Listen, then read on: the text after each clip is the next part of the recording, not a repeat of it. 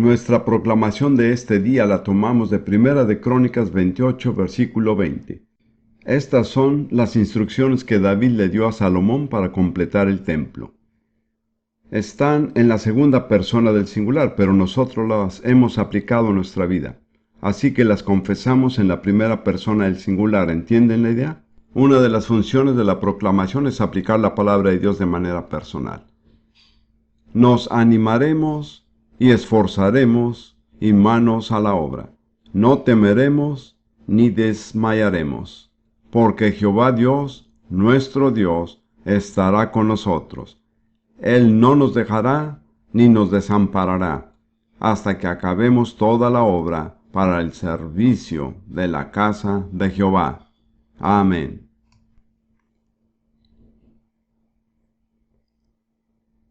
Ahora vamos a continuar con el estudio de las 6 doctrinas de fundamento que se mencionan en Hebreos 6, 1 y 2. Ya hemos hablado de las 3 primeras: arrepentimiento de obras muertas, fe en Dios y la doctrina de bautismos. Con respecto a la doctrina de bautismo, señalé que el Nuevo Testamento habla de 3 bautismos diferentes: el bautismo de Juan el Bautista, el bautismo cristiano y el bautismo en el Espíritu Santo. Ahora, en esta sesión vamos a seguir con la 4ª doctrina de fundamento, que es la imposición de manos. El título que le he puesto a este mensaje es Transmitiendo el poder de Dios. A muchos de nosotros tal vez nos sorprenda un poco ver que la imposición de manos figura entre las doctrinas de fundamento, porque en la actualidad se habla muy poco de esto en la mayoría de las congregaciones. Pero si reflexionamos, veremos que es sumamente lógico, tiene que figurar, ya que la imposición de manos, es decir, la transmisión del poder y de la autoridad de Dios, es lo que le da continuidad al cuerpo de Cristo. Hace que haya continuidad entre un ministro de más alto rango y uno subalterno, y trae continuidad entre una generación y otra. De modo que la función básica de este ministerio de la imposición de manos es hacer que haya continuidad dentro del cuerpo de Cristo. En algunas tradiciones afirman que esta continuidad se ha preservado desde la época del apóstol Pedro hasta ahora. No voy a opinar al respecto. Solo quiero señalar que el razonamiento que está detrás de esto tiene lógica. Necesitamos una manera de continuar de generación en generación, de ministerio en ministerio, y para este fin las Escrituras nos ofrecen esta ordenanza de la imposición de manos. Es interesante, la encontramos en el primer libro de la Biblia, y en realidad se extiende desde allí a través de toda la historia del pueblo de Dios. Es un elemento indispensable en la historia del pueblo de Dios. Yo diría que tiene varios objetivos espirituales. Primero que todo, fijémonos en el hecho de que tocar a otro ser humano con la mano es una reacción humana natural. Una madre que tiene un bebé enfermo, con fiebre, casi sin pensarlo, pone la mano en la frente de la criatura. O al encontrarse 2 hombres que no se han visto por mucho tiempo, se dan la mano o ponen su mano sobre el hombro del otro, pero de una manera u otra tocan a la otra persona con la mano. Tocándose con la mano es una de las maneras principales en que los seres humanos hacen contacto con uno. Ahora, en el contexto espiritual, quiero plantear que hay ciertos propósitos que se cumplen. Primero que todo, se transmite algo. En la Biblia vemos que la imposición de manos se usa para transmitir bendiciones, autoridad, sabiduría, el Espíritu Santo, un don espiritual o un ministerio. Permítanme repetir esa lista. Se usa para transmitir bendiciones, autoridad, sabiduría, el Espíritu Santo, un don espiritual o un ministerio. Y en segundo lugar, se usa para comisionar. Es la manera bíblica de comisionar a una persona para que sirva dentro del cuerpo de Cristo. Al hacerlo, se reconoce el llamamiento de Dios. Necesitamos entender que las cosas en la iglesia no se resuelven votando. Dios no está sujeto a nuestro voto. En muchas iglesias se vota para escoger a los pastores o diáconos o quien sea, y en realidad no es bíblico. Dios es el que nombra. Jesús dice a sus apóstoles: no me elegisteis vosotros a mí, sino que yo os elegí a vosotros. A mi juicio funciona así para cada función, cada ministerio y cada nombramiento legítimo. No es el hombre quien escoge, sino Dios. Porque Jesucristo es la cabeza sobre todas las cosas a la iglesia, que es su cuerpo. Me parece que los nombramientos que no se hacen según la autoridad de Jesús en realidad no tienen validez. A mi juicio, al nombrar a alguien, no somos nosotros los que designamos a la persona para cierto cargo, sino que reconocemos que Dios ha escogido a esa persona para ese cargo. Me parece que estando en una reunión en la iglesia para hablar de diáconos, nuestro propósito no debería ser decidir quiénes queremos como diáconos, sino quiénes ha escogido Dios como diáconos. Es una actitud muy diferente. Nos hemos corrompido bastante por causa de la democracia, la cual no tiene mucha cabida en la Biblia ni en la iglesia. No voy a seguir hablando de eso porque es un tema bastante controversial y no tengo tiempo de caer en polémicas. En segundo lugar, además de ser un reconocimiento, la imposición de manos se usa para apartar a una persona para cierto ministerio o labor. En tercer lugar, se usa para respaldar o dar autoridad. Y en cuarto lugar, se usa para equipar, es decir, transmitir el don espiritual, la autoridad espiritual o cualquier otra cosa que la persona necesite para llevar a cabo la tarea que Dios le ha encomendado. Permítame repetir esta lista porque es importante. La imposición de manos se usa para comisionar a las personas, en el sentido de reconocer quién Dios ha escogido, no de decidir uno a quién se le debe dar el cargo. Se usa para apartar a una persona para una cierta tarea o un cierto ministerio, y también para respaldar a la persona transmitiéndole autoridad. Además, se usa para equiparlo, proveyéndole toda la autoridad espiritual y todos los dones que necesitará. Miremos ahora algunos ejemplos, primeramente del Antiguo Testamento. Busquemos en Génesis 48 y leamos desde el versículo 8 hasta el versículo 19, que es un pasaje muy interesante. En este pasaje, José trae a sus dos hijos a su padre Jacob, que también se llama Israel, para que Jacob bendiga a sus nietos. Y permítame decir que después de la bendición de Dios, la bendición más deseable es la de un padre o de un abuelo.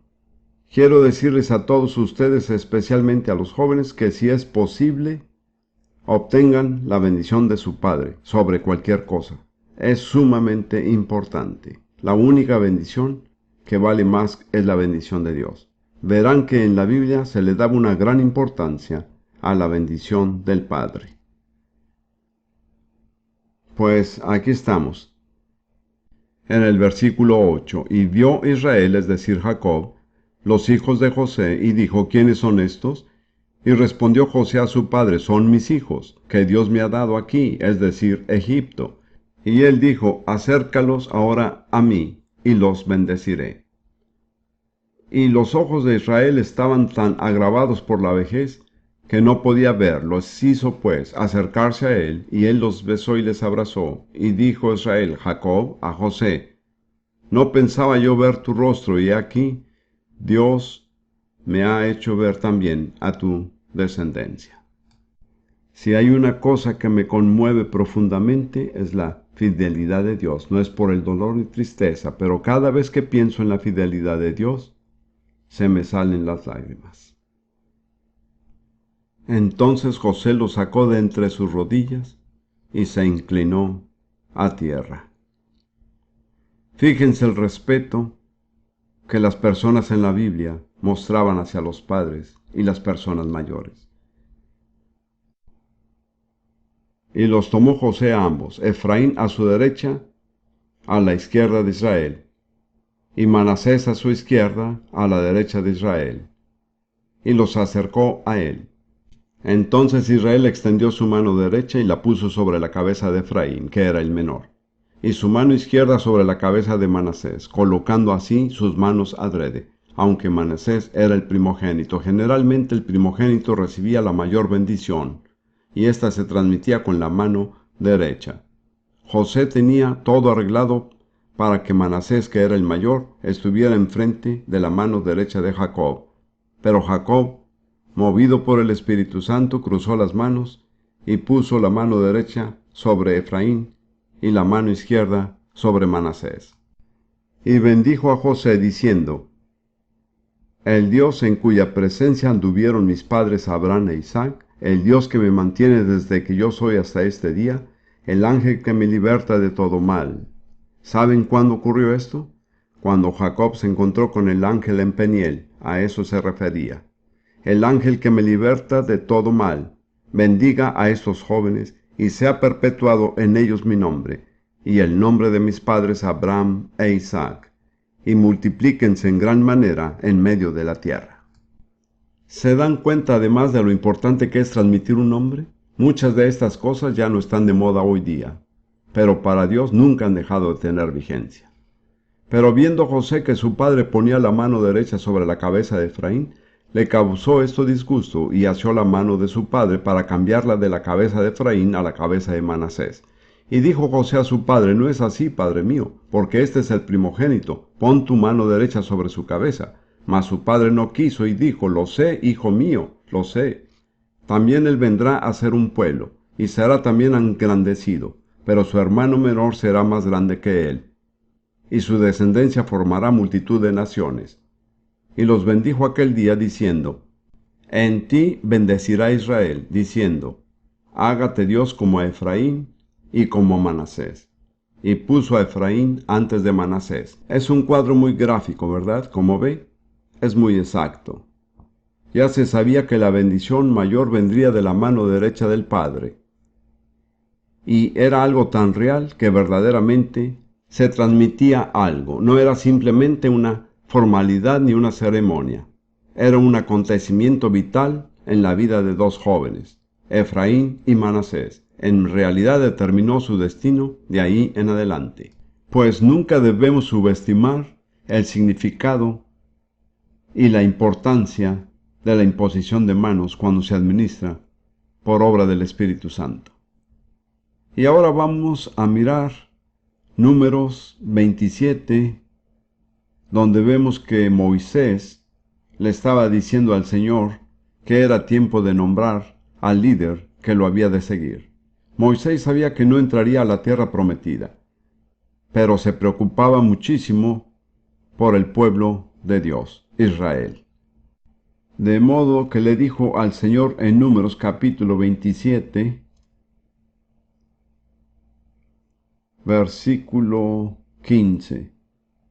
Entonces respondió Moisés a Jehová diciendo: Ponga Jehová, Dios de los espíritus de toda carne, un varón sobre la congregación. Me parece eso importante. Él es el Dios de los espíritus de toda carne. Es el Dios que conoce el espíritu de cada persona. Él ve lo más profundo del carácter humano.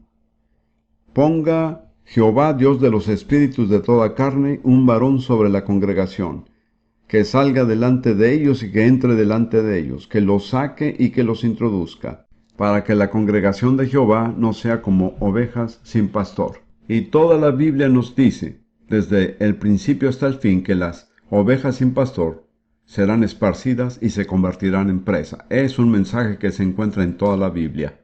Permítame decir que, salvo en circunstancias muy excepcionales, cada uno de ustedes debería tener un pastor humano que cuide de su alma con mucho cuidado. Es sumamente importante. Regresaremos a eso dentro de poco al estudiar otros temas. En fin, ¿cómo respondió el Señor? Y Jehová dijo a Moisés: toma a Josué hijo de Nun, varón en el cual hay espíritu, y pondrás tu mano sobre él, y lo pondrás delante del sacerdote Eleazar, y delante de toda la congregación, y le darás el cargo en presencia de ellos, y pondrás de tu dignidad sobre él. Me gusta eso, no toda tu dignidad, porque Moisés tenía autoridad única, pero dale una buena porción de tu dignidad porque la va a necesitar. Y pondrás de tu dignidad sobre él, para que toda la congregación de los hijos de Israel le obedezca. Él se pondrá delante del sacerdote Eleazar, y le consultará por el juicio del Urim delante de Jehová. Por el dicho de él, de Josué saldrán, y por el dicho de él entrarán, él y todos los hijos de Israel con él, y toda la congregación. Y Moisés hizo como Jehová le había mandado, pues tomó a Josué y lo puso delante del sacerdote Eleazar y de toda la congregación, y puso sobre él sus manos, y le dio el cargo, como Jehová había mandado por mano de Moisés, pues toda la congregación tenía que ser testigo de que la autoridad de Moisés, a quien había seguido por 40 años, se transmitía a su sucesor. Fue un acontecimiento crucial para el bienestar de todo el pueblo de Dios. Además, no fue solo una ceremonia. Algo muy real sucedió a Josué. En Deuteronomio versículo 34 vemos el siguiente comentario que es interesante. Deuteronomio 34, versículo 9. Y dice: y Josué, hijo de Nun, fue lleno del espíritu de sabiduría, porque Moisés había puesto sus manos sobre él. Entonces se dan cuenta de lo que recibió mediante la imposición de manos. Recibió el espíritu de sabiduría. No fue simplemente una formalidad, ni una ceremonia. Fue una verdadera transacción.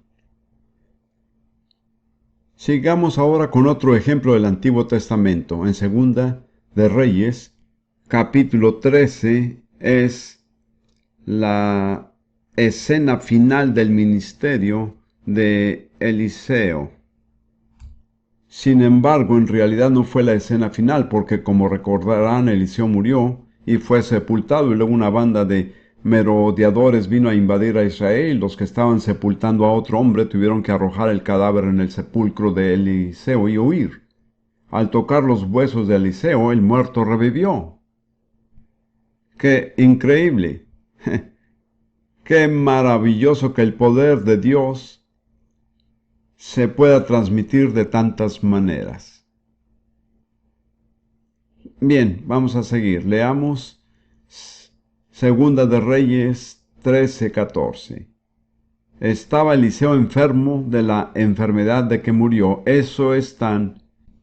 ¿qué diría yo? No es lo que nos imaginaríamos. Murió de una enfermedad y sus huesos estaban tan impregnados del poder de Dios que cuando un muerto llegó a tocarlo, revivió. Eso no puede explicar.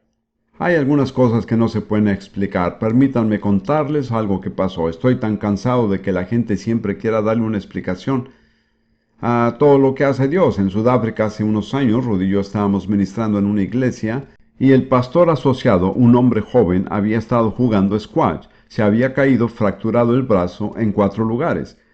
Vino para que oráramos por él y yo dije: sé que esto suena extraño, pero voy a ver sus piernas porque eso es lo que Dios me ha dicho que haga. Si sus piernas no tienen el mismo largo, la pierna más corta crecerá y usted será sanado. Luego dije: asegúrese de darle gracias a Dios por su sanidad. Cuando la gente tiene una verdadera necesidad, hace muchas cosas extrañas que no haría en otras ocasiones. De modo que así lo hicimos. Yo le sostuve la pierna y ésta creció. Yo sabía que Dios lo había tocado. Regresó al doctor y le hicimos una radiografía. Esto es lo que no puedo explicar. Había tenido 4 fracturas en el brazo. 3 de ellas habían sanado completamente, y la cuarta todavía estaba ahí. El pastor de más alto rango me dijo: explíqueme eso. No puedo explicarlo. Pudiera decir que su fe llegaba a un 75%, pero no sería una explicación muy convincente. Estoy tan cansado de que la gente quiera saber y poder explicar todo lo que hace Dios. Hay muchas cosas que hace Dios que no puedo explicar. No me preocupa en lo absoluto dejárselas a Él. Pero en fin, sigamos con la historia. Y descendió a él Joás, rey de Israel, y llorando delante de él dijo: Padre mío, carro de Israel y su gente de a caballo. Eso fue lo mismo que Eliseo mismo le dijo a Elías cuando éste fue arrebatado en el carro. Y aquí hay en realidad un mensaje para todos nosotros. Un hombre que verdaderamente conoce a Dios puede defender a una nación. Puede ser más fuerte que un ejército. Y Joás, que no era un rey muy piadoso, reconoció lo que Eliseo representaba para su pueblo. Y le dijo a Eliseo: toma un arco y unas saetas. Tomó él entonces un arco y unas saetas. Luego dijo Eliseo al rey de Israel: pon tu mano sobre el arco. Y puso él, el rey, su mano sobre el arco. Entonces puso Eliseo sus manos sobre las manos del rey y dijo: abre la ventana que da al oriente, que era donde se encontraba Siria, el enemigo de Israel. Y cuando él la abrió, dijo Eliseo: tira. Y tirando él, dijo Eliseo: saeta de salvación de Jehová, y saeta de salvación contra Siria. ¿Por qué herirás a los sirios en Afec hasta consumirlos? Y vemos que Joás tiró con las saetas 3 veces, y 3 veces venció a los sirios. Eliseo se enojó con él porque debió haber tirado más veces. Pero lo que quiero sacar a relucir es que lo que hizo que eso tuviera efecto fue que Eliseo puso las manos sobre las manos del rey cuando éste sostenía el arco. Una vez más, eso es algo sobrenatural, pero muestra que algo real puede suceder cuando una persona le impone las manos a otra. Ahora vayamos al Nuevo Testamento. Y quiero examinar los objetivos de la imposición de manos en el Nuevo Testamento. Primero que todo, es para impartir sanidad a los enfermos. Al comisionar a sus discípulos, Jesús dijo en Marcos 16 y los versículos que siguen: y estas señales seguirán a los que creen. Y la quinta señal era: sobre los enfermos pondrán sus manos y sanarán. En otras palabras, imponerles manos a los enfermos era una manera de ministrar la sanidad de Dios a los enfermos. En Santiago 5, versículos 14 y 15, hay otra ordenanza. Dice: ¿está alguno enfermo entre vosotros, algún creyente? Llame a los ancianos de la iglesia y oren por él, ungiéndole con aceite en el nombre del Señor. Eso es parecido. Los ancianos han de orar por él e imponer manos, pero también han de ungirlo con aceite. Y como me imagino que sabrán, el aceite siempre es un tipo del Espíritu Santo. De modo que el aceite no produce la sanidad, sino que es un símbolo de que mediante esa ceremonia el Espíritu Santo toca el cuerpo del enfermo. Ahora, quiero hacer una pregunta. ¿Cuál es la diferencia entre simplemente imponer manos e imponer manos y ungir con aceite? Quiero plantearles, y esta no es sino una regla general, que la imposición de manos sin el ungir con aceite era para personas que no eran miembros de la iglesia. Pero para los miembros de la iglesia, después de imponer manos, se ungía con aceite. También quiero señalar que el Nuevo Testamento indica que generalmente cada creyente debe formar parte de una congregación. Porque dice: ¿está alguno enfermo entre los creyentes? Que llame a los ancianos de la iglesia y que oren por él, ungiéndolo con aceite. Ahora, si una persona asiste a una iglesia el domingo por la mañana y a otra el domingo por la noche, ¿a cuáles ancianos llamará? Y si la persona no tiene ancianos a quienes llamar, ¿qué hará cuando esté enfermo? ¿Se dan cuenta? En otras palabras, el Nuevo Testamento asume que, con ciertas excepciones, el creyente será miembro de una congregación, que los líderes lo conocerán y que él reconocerá su liderazgo y tendrá acceso a su ministerio. Permítanme mencionar otra cosa. Esto no tiene que ver con nuestro tema. Pero en el libro de Apocalipsis, capítulos 2 y 3, se envían 7 mensajes. Se envían a 7 iglesias. Solo a las iglesias. Si no pertenecía a una iglesia, no recibía el mensaje. Siento que Dios quiere que haga hincapié en esto. Siento que algunos de ustedes son como las cabras monteses. Se encuentran muy separadas de la manada y no tienen pastor. Es peligroso estar en esa situación. Someterse a la autoridad humana requiere humildad, pero Dios bendice a los humildes y resiste a los soberbios. Así que usted tiene que escoger. Hay excepciones, hay situaciones en que esto no se aplica. No sea una excepción si debería ser parte de la regla. Luego, el siguiente propósito en el cual es apropiado la imposición de manos es el de impartir el don del Espíritu Santo. En Hechos 8 leemos, antes que nada, cómo Felipe fue a una ciudad de Samaria y predicó a Cristo, y sus palabras fueron confirmadas por milagros y señales, y todos los habitantes de la ciudad que creyeron fueron bautizados. Fueron salvos porque Jesús dijo, el que creyere y fuere bautizado será salvo. Pero los apóstoles no estaban satisfechos, porque sabían que faltaba algo.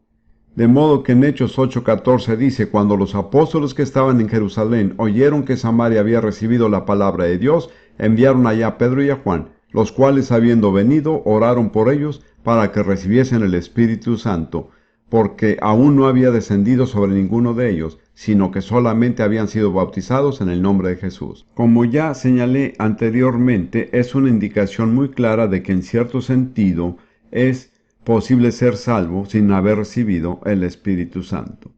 Ahí dice que el Espíritu Santo descendió sobre ellos, lo que yo llamo una inmersión desde arriba, una inmersión estilo cataratas del Niágara. El versículo 17 dice, entonces los apóstoles les imponían las manos y recibían los creyentes el Espíritu Santo. Cuando vio Simón que por la imposición de las manos de los apóstoles se daba el Espíritu Santo, les ofreció dinero diciendo, dadme también a mí este poder. Fíjense que ahí dice que se daba el Espíritu Santo mediante la imposición de las manos de los apóstoles. Y en el próximo capítulo, después que Saulo tuvo el encuentro con Jesús en el camino a Damasco, estando allí en una casa en Damasco, sin poder ver y en ayuno por 3 días, Dios le dijo a Ananías, un simple discípulo, no un apóstol, ni un profeta, sino un simple discípulo. Le dio instrucciones para que fuera a la casa donde estaba Saulo y que le impusiera las manos y orara por él. Dice que le impuso las manos y recobró la vista. Recibió el Espíritu Santo y fue bautizado. Así que entiendan que la imposición de manos no se limita a personas con un ministerio especial. En el contexto de la voluntad de Dios, cualquier persona puede ser guiada a imponer manos sobre otra persona. Ruth me recordó esto mientras estábamos en la oficina, pero esta es una historia bastante fuera de lo común. Estábamos en Kona, en Hawái, y yo había estado muy enfermo, y aún no me recuperaba. Estábamos caminando por la calle, y un hombre se nos acercó corriendo y dijo, ¿pueden orar por mí? Estoy enfermo. Le pregunté qué le pasaba y él dijo que había sido electrocutado. ¿Saben lo que es eso? Había recibido una descarga eléctrica de alto voltaje. Sus hombros estaban paralizados. No podía levantar las manos más que esto. Pues yo estaba un poco renuente a orar por él, pero él seguía insistiendo. De modo que nos detuvimos en medio de la calle, justamente a la puerta de un restaurante, y oramos. Ruth puso las manos sobre sus hombros. Al día siguiente, durante el tiempo devocional en Juventud con una Misión, levantó las manos más arriba de la cabeza. Había recibido un milagro mediante la imposición de manos. Más adelante él vino a vernos cuando estábamos ministrando en Arizona y nos dijo que había ido al doctor a hacerse un examen. El doctor dijo, he examinado sus hombros y es imposible que usted pueda levantar los brazos más arriba de la cabeza. Ese es solo un pequeño ejemplo de lo que hará la imposición de manos. Una vez más en Éfeso, ya hemos visto eso en otro contexto. Pablo llegó allí y encontró a unos discípulos, pero no eran sino discípulos de Juan el Bautista. Pablo les explicó el Evangelio, fueron bautizados en el nombre del Señor Jesús, y cuando Pablo les impuso las manos, hablaron en otras lenguas y profetizaron. Así que la imposición de manos es una manera muy bíblica de transmitir el poder del Espíritu Santo. En realidad hay 5 ejemplos principales en el Nuevo Testamento y es interesante. En 2 casos, el día de Pentecostés y en la casa de Cornelio, simplemente vino de Dios de manera soberana. En los otros 3 casos, es decir, en Samaria, en el caso de Saulo de Tarso y en Éfeso, fue transmitido mediante la imposición de manos. Así que depende de cómo guíe Dios. He tenido el privilegio de guiar a miles de personas a recibir el bautismo en el Espíritu Santo. El fuerte mío es lograr que las personas crean que si buscan al Señor, recibirán. Yo impongo manos sobre las personas, pero no es lo más usual. Y puedo decir que por la gracia de Dios he visto a miles de personas recibir directamente el Señor. Ahora vamos a seguir. Otro propósito de la imposición de manos es comisionar a los siervos de la iglesia, que a veces se llaman diáconos. Me pregunto cómo cambiarían algunas iglesias si se dieran cuenta de que en griego la palabra diácono quiere decir siervo. Quiero decir, en algunas iglesias, la junta de diáconos tiene mucha autoridad. ¿Cómo sería si se llamara la junta de siervos? Alguna terminología que usamos la usamos mal. Rudy y yo fuimos a Pakistán una vez y teníamos que pasar por inmigración y la aduana. El aduanero, que era pakistaní, me preguntó qué era yo. Era un país musulmán y pensé, tienes que tener bastante cuidado. Finalmente dije, soy ministro. Pensé que ese era un término bastante seguro, que la mayoría de las personas no entienden. De ahí en adelante me recibieron a cuerpo de rey en todas partes, me hicieron pasar al principio de la fila, etc. Después me di cuenta que él pensó que era ministro del gobierno de los Estados Unidos. Estamos tan lejos del verdadero significado de la palabra ministro, que significa siervo. Hermano o hermana, si usted es un ministro, es un siervo del Señor y un siervo del pueblo de Dios. Bien, la iglesia en Hechos 6 tenía un problema muy bueno. Estaban creciendo tan rápidamente que no podían cuidar de todos los pobres y de todas las viudas que necesitaban su atención. Permítanme señalar otra cosa con respecto a la iglesia del Nuevo Testamento. Invariablemente se responsabilizaban por sus viudas. Era algo que se daba por hecho. El problema hoy es que el gobierno se ha hecho cargo de tantas funciones que la iglesia en realidad no se da cuenta de su responsabilidad. Todavía pienso que la iglesia tiene cierta responsabilidad hacia los pobres, sea como sea que esta responsabilidad se lleve a cabo. Entonces, los creyentes vinieron a los apóstoles y dijeron, las cosas no están funcionando bien, nuestras viudas no están siendo atendidas. Así que los apóstoles dijeron, está bien, vamos a tomar ciertas medidas. Era una situación bastante grave. Los 12 apóstoles convocaron a la congregación y dijeron, no es justo que nosotros dejemos la palabra de Dios para servir a las mesas. Buscad pues, hermanos, de entre vosotros a 7 varones de un buen testimonio, llenos del Espíritu Santo y de sabiduría, a quienes encarguemos este trabajo, y nosotros persistiremos en la oración y en el ministerio de la palabra. ¿Cuál es el ministerio apostólico? La oración y el ministerio de la palabra. No es la administración. Dijeron, podemos conseguir a otras personas que se encarguen de la administración, nosotros seguiremos con nuestra responsabilidad. Escojan a 7 hombres conocidos de entre ustedes, y todos ellos tenían que ser llenos del Espíritu Santo. En la iglesia primitiva no se nombraba ni a un diácono a menos que éste fuera lleno del Espíritu Santo. Aquí vemos la sabiduría de los apóstoles, porque los diáconos iban a encargarse de las finanzas, así que dijeron que la congregación los escogiera. Luego los tomaron, los ordenaron y les dieron el cargo. Y después de eso la congregación ya no se podía quejar de estos hombres, porque ellos mismos los habían escogido. ¿Se da cuenta de lo sabio que es Dios? Dice que trajeron a estos hombres y los presentaron ante los apóstoles, quienes orando les impusieron las manos. Los ordenaron. Podemos decir que eran diáconos, pero en realidad la palabra diácono no se usa allí. Yo preferiría decir ayudantes. Los apóstoles dijeron, estamos tan ocupados que necesitamos ayudantes. El puesto de ayudante era sumamente importante. Es interesante ver lo que pasó con dos de aquellos hombres. Esteban llegó a ser el primer mártir y Felipe el evangelista reconocido por Dios. Así que, hermano o hermana, si usted empieza teniendo el puesto de un siervo, recuerde que puede ser un trampolín que lo lleve a otra cosa. De hecho, si no empieza como siervo, en realidad Dios nunca lo ascenderá, porque Dios solo asciende a las personas que empiezan desde abajo de la escalera. Otro propósito de la imposición de manos es enviar a apóstoles. No sé si algunos de ustedes piensan que solo hay 12 apóstoles en el Nuevo Testamento, no es así. He contado unas 20 personas que fueron llamadas apóstoles. Hubo los 12 apóstoles originales y luego hubo otros apóstoles cuyos nombres se mencionan. Miremos algunos de ellos. En Hechos 13 habla de la iglesia en Antioquía, que en muchos aspectos era una iglesia modelo.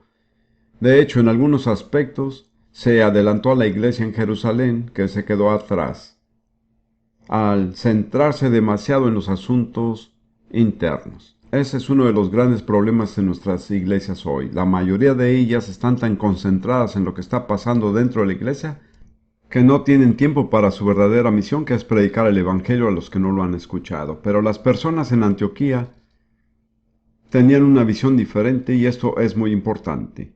En Hechos 13, comenzando en el versículo 1, había entonces en la iglesia que estaba en Antioquía profetas y maestros. Se nombra a 5 de ellos: Bernabé, Simón, Lucio de Cirene, Manaén y Saulo, quien llegó a ser Pablo. Si podemos creer para tener profetas y maestros, entonces el camino está abierto para los apóstoles. Les mostraré de qué manera.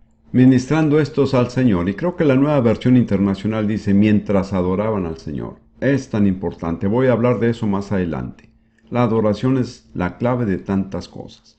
Mientras adoraban al Señor y ayunaban, el Espíritu Santo dijo: apartarme a Bernabé y a Saulo para el trabajo al que los he llamado. Fíjense que el Espíritu Santo estaba hablando como Dios: apártenme a estos dos hombres. ¿Cómo creen ustedes que lo habrá dicho? ¿Se habrá oído una voz de la nada o habrá hablado el Espíritu a través de uno de los 5 hombres? Usted puede decidir cuál va a ser su opinión, pero personalmente creo que fue una palabra profética. Entonces, habiendo ayunado y orado, creo mucho en el ayuno y la oración. No tengo tiempo de entrar en detalles, pero en la iglesia nunca pasarán muchas cosas hasta que la gente aprenda a ayunar y a orar. Esta era la segunda vez que ayunaban. Ya estaban en ayuno cuando recibieron el mensaje. Habiendo ayunado y orado, les impusieron las manos y los despidieron, los enviaron. Por favor, noten que no escogieron al líder de jóvenes subalterno, que es lo que hacen algunas iglesias. Escogieron a los 2 hombres más capaces. Enviaron lo mejor que tenían. Cuando se trata de la obra del ministerio, Dios envía a personas de alto rango, no a inferiores. Aquí también la iglesia hoy día tiene muchísimo que aprender. Las personas que son, entre comillas, misioneros o como los llamemos, no deberían ser las personas con posiciones menores en la iglesia, sino las personas más capaces, escogidas por Dios. Pero tenemos un énfasis totalmente erróneo en cuanto a nuestra estructura interna y estamos tan concentrados en nosotros mismos que en realidad no tenemos la visión del Señor. No sé si me van a perdonar lo que voy a decir, pero creo que muchas personas involucradas en el movimiento actual del Espíritu Santo en algunos países son como los astrónomos en la época de Ptolomeo. Si saben un poco acerca de la astronomía, y yo no sé mucho, pero Ptolomeo estaba convencido de que el Sol giraba en torno a la Tierra. Vino Copérnico y dijo: eso no es cierto, es al revés. La Tierra gira en torno al Sol, y es típico que la iglesia quiso darle muerte por decir eso.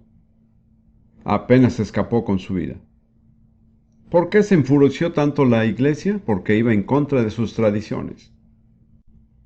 Pienso que hay muchos cristianos que todavía viven en la época de Ptolomeo.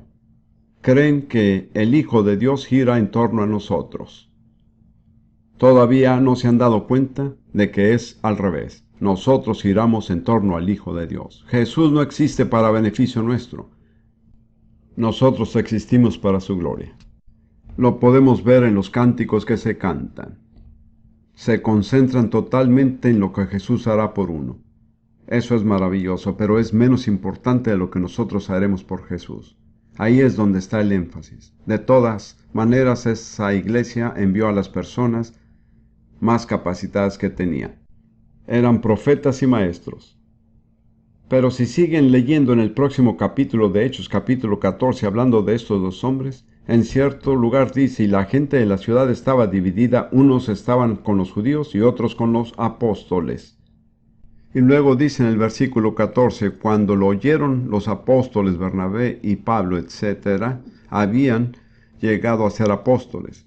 ¿Cómo? Por el hecho de haber sido enviados por una iglesia bajo la dirección del Espíritu Santo. La palabra apóstol significa uno que es enviado. Si una persona no ha sido enviada, no es apóstol. Entonces aquí tenemos dos hombres que no figuran entre los 12 apóstoles originales, pero ahora Pablo y Bernabé se les llaman apóstoles. ¿Cómo llegaron a ser apóstoles? Por nombramiento del Espíritu Santo. ¿Cómo oyeron la voz del Espíritu Santo? Estaban orando, ayunando y adorando a Dios. Y cuando el liderazgo de la iglesia hace eso, veremos surgir apóstoles. Bien, después vemos que en el Nuevo Testamento la imposición de manos también se usa para nombrar ancianos. En Hechos 14:23, el capítulo donde hemos estado leyendo, dice, y Pablo y Bernabé constituyeron ancianos en cada iglesia, de modo que inicialmente eran los apóstoles los que nombraban a los ancianos. Luego, al escribirle a Timoteo, que era su representante en la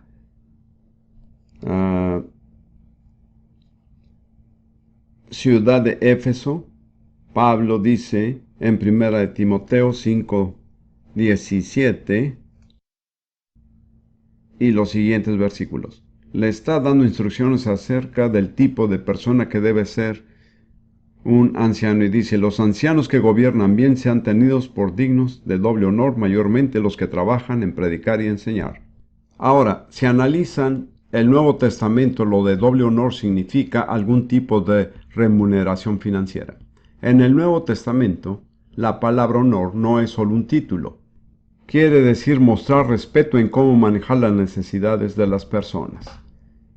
A veces digo que el sumar 2 veces 0 es todavía 0.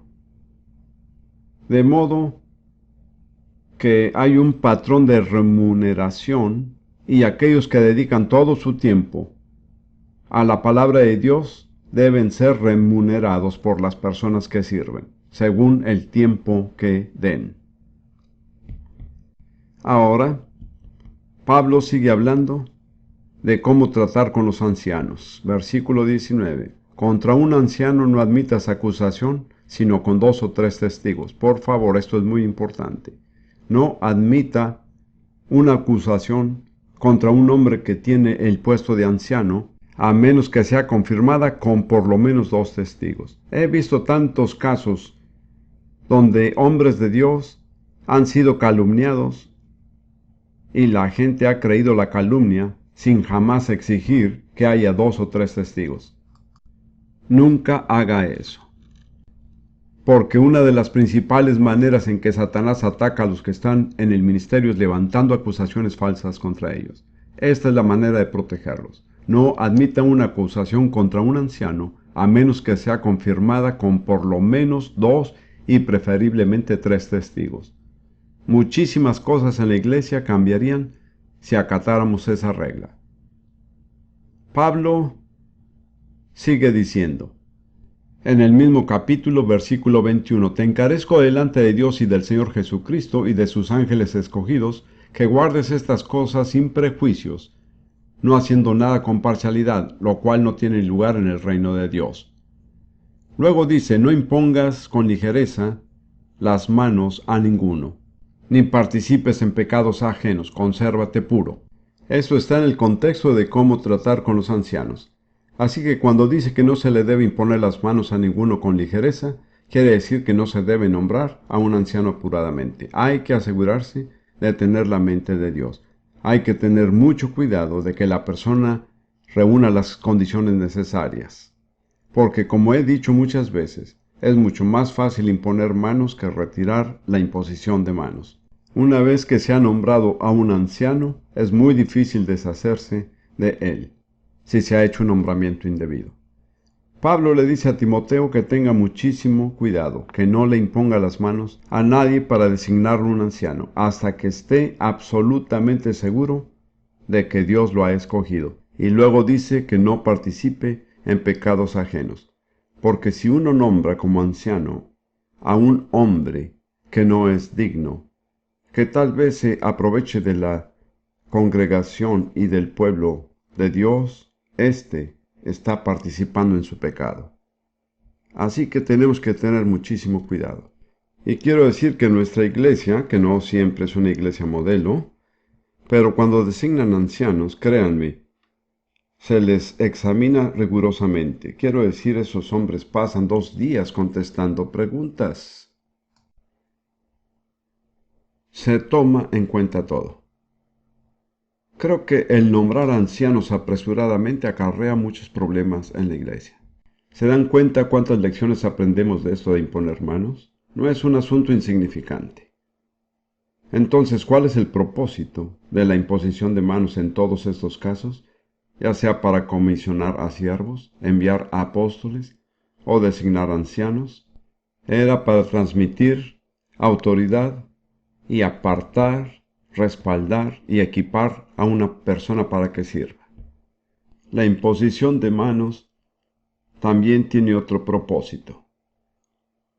Pablo les escribió a los cristianos romanos y dijo: quisiera venir a ustedes a impartir algún don espiritual. Pero en ese momento no fue después. En 2 de Timoteo 1:6, Pablo dice, escribiéndole a Timoteo: por lo cual te aconsejo que avives el fuego del don de Dios que está en ti por la imposición de mis manos. De modo que un don le fue impartido a Timoteo mediante la imposición de las manos de Pablo. En griego la palabra aquí es carisma, de donde nos viene la palabra carismático. Permítanme darles mi opinión personal, y no tienen que estar de acuerdo conmigo. Todavía pueden llegar al cielo, con tal de que me amen. A mi juicio, el carisma que le fue impartido ahí a Timoteo fue el apostolado, porque veremos que hay otros apóstoles. Examinemos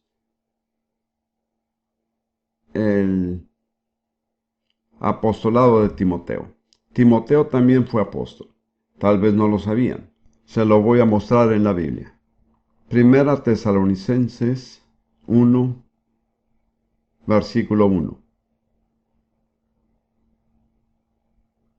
Primera Tesalonicenses 1:1. La carta fue escrita a la iglesia de los tesalonicenses por 3 personas, lo cual era normal en el Nuevo Testamento: Pablo, Silvano, o sea Silas, y Timoteo. Estos fueron los autores del libro, no solo Pablo, sino Pablo, Silas y Timoteo. Entonces, en el capítulo 2 de esta carta,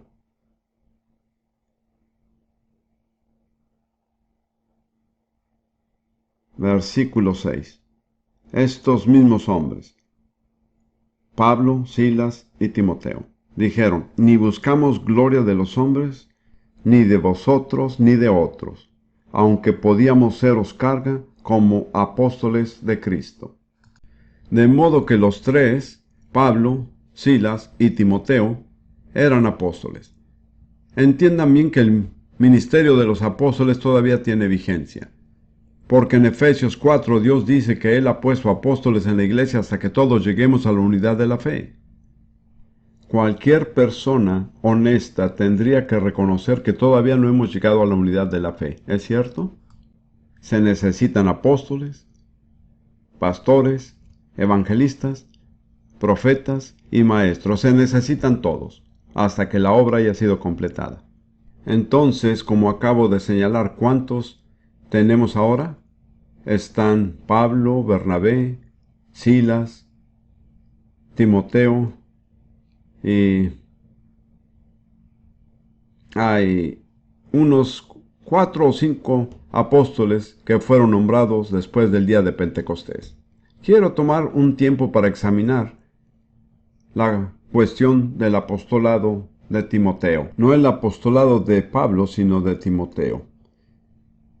He señalado que a Timoteo se le llama un apóstol. ¿Cómo llegó a ser apóstol? Creo que esto es algo sumamente importante, porque necesitamos desesperadamente tener apóstoles en la iglesia. Aunque debo señalar que Jesús elogió la iglesia de Éfeso porque sometió a prueba a los que decían ser apóstoles y no lo eran, los halló mentirosos. No acepten el testimonio de todos los que dicen ser apóstoles. Tienen que ser probados. ¿Saben dónde terminan los mentirosos? ¿Lo saben? ¿No saben dónde terminan los mentirosos? Terminan en el lago de fuego. De modo que es algo sumamente serio. El que dice ser apóstol y no lo es, se dirige hacia el lago de fuego. Ahora, examinemos esta situación. En Hechos 16, Pablo ha empezado junto con Silas un segundo viaje misionero y dice en el versículo 1, después llegó a Derbe y a Listra, y aquí había allí cierto discípulo llamado Timoteo, hijo de una mujer judía creyente, pero de padre griego, y daban buen testimonio de él los hermanos que estaban en Listra y en Iconio. Generalmente, uno de los requisitos necesarios para cualquiera que va a ocupar un puesto importante en la iglesia es que su propia congregación dé buen testimonio de él. Si su propia gente no puede hablar bien de él, tiene muy poca importancia lo que digan de él los demás. Hace años, estando en Jerusalén, aconteció que nos enviaron a una dama de Suecia para que trabajara con nosotros. Mi primera esposa, Lidia, que era muy perspicaz, leyó entre líneas todas las recomendaciones, que eran muchas, y dijo, falta una sola cosa. No hay ninguna recomendación de su propia iglesia. La aceptamos y lo lamentamos muchísimo. Nos causó muchos problemas. Así que trato siempre de aprender de esa lección. Al escoger a una persona, la recomendación más importante viene de la gente que ha vivido con ella, que ha trabajado con ella, que la conoce. Si estos no pueden recomendarla, no hay ninguna otra recomendación que valga. Los ancianos de las iglesias en las que él había estado ministrando hablaban bien de Timoteo. Así que Pablo lo llevó consigo y le dijo, ven conmigo. Y más adelante leemos, y tenemos que fijarnos bien en lo que dice en 1 Timoteo 4, versículo 14. 1 Timoteo 4, 14. Pablo le dice a Timoteo, no descuides el don que hay en ti, que te fue dado mediante profecía con la imposición de las manos del presbiterio. Así llego a la conclusión de que se había dado una palabra profética que decía que Timoteo debía acompañar a Pablo y a Silas. Basado en esa palabra profética y porque conocían su carácter, los ancianos de la iglesia local le impusieron manos a Timoteo y lo enviaron. Recibió el don, el carisma de apostolado. Así es que lo entiendo yo. Ahora, también hay que considerar lo que ya hemos leído en 2 Timoteo 1:6, donde Pablo le dice a Timoteo, por lo cual te aconsejo que avives el fuego del don de Dios que está en ti por la imposición de mis manos. Eso se pudiera entender de muchas maneras. Creo que la interpretación más factible es que en Listra la profecía se dio y fue debidamente probada, y decía que Timoteo debía salir con Pablo y con Silas. Los ancianos dijeron lo respaldamos. Pablo dijo lo recibo. Y Pablo y los ancianos le impusieron manos y le impartieron el carisma del apostolado. Bien, es sumamente importante notar que la profecía era muy significativa. La profecía o es significativa o es una pérdida de tiempo. En 1 Timoteo 1, versículo 18, Pablo, escribiéndole a Timoteo, dice: Este mandamiento, hijo Timoteo, te encargo, para que conforme a las profecías que se hicieron antes en cuanto a ti, milites por ellas la buena milicia. Ahora bien, ese es verdaderamente uno de los propósitos de la profecía: animar a alguien que va a tener oposición, para que sepa que Dios verdaderamente lo ha escogido. Incluye este pequeño incidente en mi libro, La imposición de manos. Y llegó aquí a Nueva Zelanda. Y un líder cristiano bastante conocido en Nueva Zelanda, cuyo nombre no voy a mencionar, recibió una profecía estando en los Estados Unidos. Decía que él debía hacer una cierta labor. Él se desanimó mucho y estaba a punto de darse por vencido cuando leyó esto y dijo: voy a guiarme por las profecías. Les diré quién fue: el hermano Short. En realidad, esa fue una de las cosas que lo hizo entrar al ministerio que tiene, el cual ha afectado a esta nación y muchas otras. ¿Se dan cuenta lo significativo que puede ser una profecía si viene del Espíritu Santo? Tengo que decirles, amigos, que estoy harto de muchas profecías que oigo. Las llamo adivinación carismática. Las personas entran, le imponen manos a uno y dicen: usted hará esto y aquello. Puede ser, pero en la mayoría de los casos no sucede así. Es difícil a veces distinguir entre lo que es profecía y lo que es adivinación. ¿Saben que los adivinos pueden decir la verdad? ¿Lo sabían? En Hechos 16, una mujer con espíritu de adivinación fue la primera en reconocer quiénes eran Pablo y Silas, antes que cualquier otra persona en la ciudad de Filipos. Ella sabía que estos eran siervos del Dios Altísimo, quienes nos anuncian el camino de salvación. Sin embargo, era una sierva de Satanás. Solo quiero advertirles de eso. Ahora, debo hablar, espero que rápidamente, de ciertos peligros. Solo tengo unos minutos. Dos peligros que se mencionan. Primero que todo, el respaldar a alguien que es indigno. Cuando uno lo hace y surge un problema, uno es responsable en parte por el problema que causó. El segundo es lo que llamo contaminación espiritual. Uno puede imponerle manos a una persona y orar para que sea liberada de un espíritu inmundo, pero hay que saber cómo protegerse, porque puede ser que uno también reciba algo de esa persona. O bien podemos impartir el Espíritu de Dios, o bien aquel espíritu, es decir, el espíritu inmundo, puede afectarnos. Recuerdo cuando un grupo de nosotros, estando en el ejército, le impusimos manos a un hombre que estaba sufriendo de una depresión muy fuerte. En realidad, el Señor no nos dio a hacerlo, simplemente lo hicimos. ¿Saben qué pasó? A todos nos atacó la depresión. No nos habíamos protegido. Cuando imponemos las manos necesitamos estar protegidos. ¿Cómo? Con humildad y oración. Sea guiado por el Espíritu Santo. Los que son guiados por el Espíritu de Dios, estos son hijos de Dios. Protéjase con la sangre de Jesús. Sepa cómo mantenerse bajo la sangre de Jesús. Y tenga en mente que Jesús les dijo a sus discípulos: os doy potestad sobre toda fuerza del enemigo, y nada os dañará. Amén.